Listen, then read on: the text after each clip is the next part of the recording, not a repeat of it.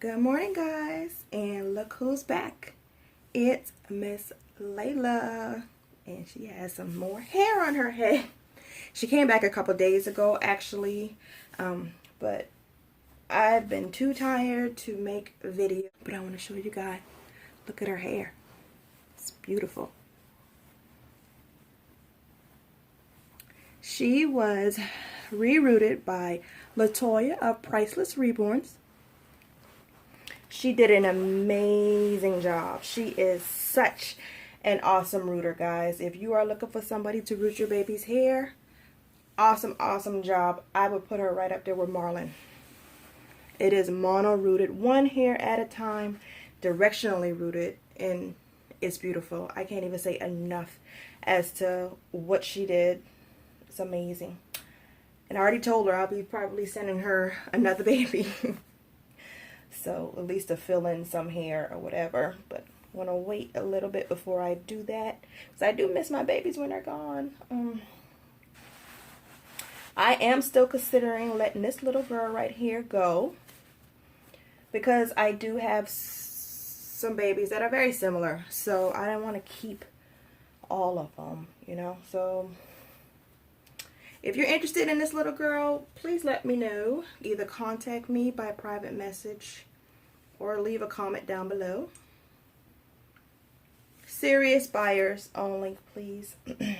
She is the Layla prototype by Suzette DuPlessis, and she was reborn by Lucie Boiron, and she's amazing. We do want to participate in Theme Thursday, since we just happen to have on this onesie that coincides with the theme, which is Wordy Word Thursday. And I think that this onesie is just great. It suits her. It says "too cute for words," and I think she looks super adorable in it. This is actually a newborn size koala, but I did add a little bit more stuff in Miss Layla, so she might look a little full right now. She's not, but I'm going to go ahead and feed her. She just looks a little puffy. Let me go ahead and put on a bib. I don't collect a lot of bibs. The babies on it. This hair, oh my god, I'm so in love with it, I'm telling you. I don't really have to brush it, comb it, do anything. You could just use your hand to brush it down. And I have this glass bottle. I love it.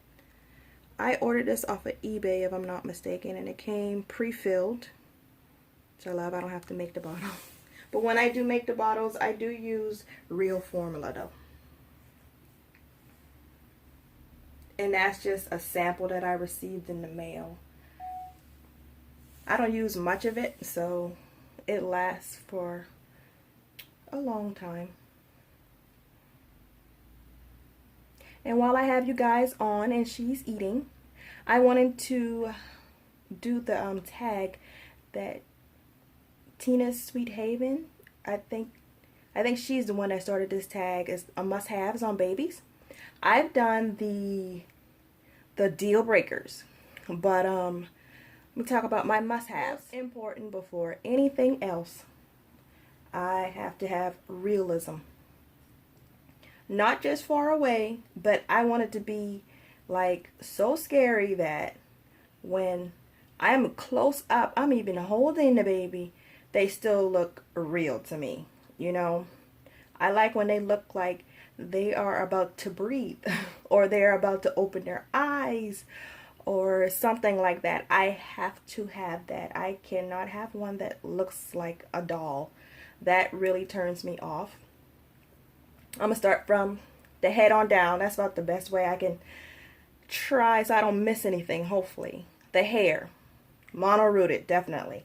It has to look like it is growing out of their heads. Must have that. Also, the shading has to be very realistic as well. Not overly done and not looking like an art doll. Like looking like an actual baby. As far as the sculpting goes, realistic posing, I don't care if they have at least one fist. And then the other hand is like a semi-fist, that's fine. But for two fists, no, not really. I don't like stretched out hands or the startled look in a baby. It's kind of unsettling to me. Or one that looks like they're about to cry. I can't do those. The stretched out hands, I'm worried about dressing them as well. You know, I noticed that like with the Miracle, that some people had difficulty putting clothes on that baby. And I don't want to have to like bend the limbs or the hands or anything, you know, just to get clothes on. Let me see. For my ethnic babies, I really don't have to have modeling. For Caucasian babies, yes, I would like to see modeling. Definitely. AA babies, I like when they have realistic shadings, their ears and stuff like that, to show the different variations. I don't like monotone colored babies at all. There has to look like that there's depth. That's a must-have, because we're not all one shade, you know, we're not just one color. So we got to have that depth and show that. For the eyebrows, I'm not a fan of the thick eyebrows. They could be barely there, or they could be a little bit more noticeable. They just have to look realistic. And I prefer painted eyebrows. I've never had a baby that had rooted eyebrows, but I wouldn't want a rooted eyebrow baby. It doesn't matter if they're 3/4 arms or full limbs. I can deal with either one of those. I must have full legs though. They really do.